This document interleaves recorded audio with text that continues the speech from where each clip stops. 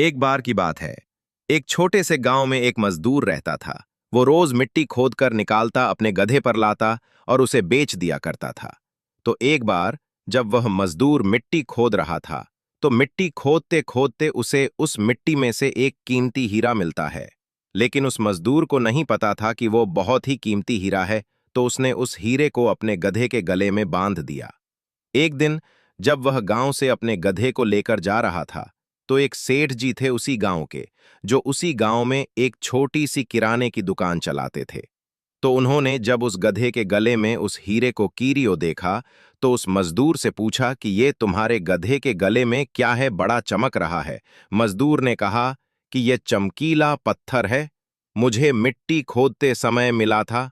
अब सेठ जी को चमकीला पत्थर पसंद आ जाता है, और सेठ जी उस मजदूर से उस चमकीले पत्थर को 50 में खरीद लेते हैं। और वह उस चमकीले पत्थर को अपने दुकान के तराजू पर लगा देते हैं। अब जो भी सेठ जी की दुकान पर आता, उस चमकीले पत्थर को देखकर उसकी बहुत तारीफ करने लगता। तो एक बार एक जौहरी सेठ जी के दुकान पर आता है, और जब वह उस कीमती हीरे को सेठ जी के तराजू पर लटका हुआ देखता है, तो वह जौहरी समझ जाता है कि यह कीमती हीरा है। वह सेठ जी से पूछता है कि यह क्या है और इसे आपने तराजू पर क्यों लटकाया हुआ है। सेठ जी उस जौहरी से कहते हैं कि एक चमकीला पत्थर है, मैंने एक मजदूर से 50 में खरीदा था। वह जौहरी सेठ जी से कहता है कि क्या तुम इस चमकीले पत्थर को मुझे बेचना चाहोगे।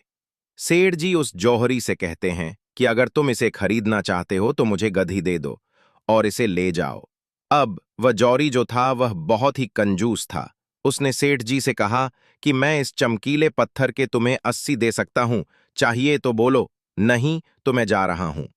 सेठ जी अपने गधे एरब पर ही अड़े रहे, और वह जौहरी ये सोचकर वहां से चला गया कि आज सेठ जी नहीं मान रहे हैं, कल आऊंगा और सेठ जी को गड़प देकर वह हीरा लेकर चला जाऊंगा।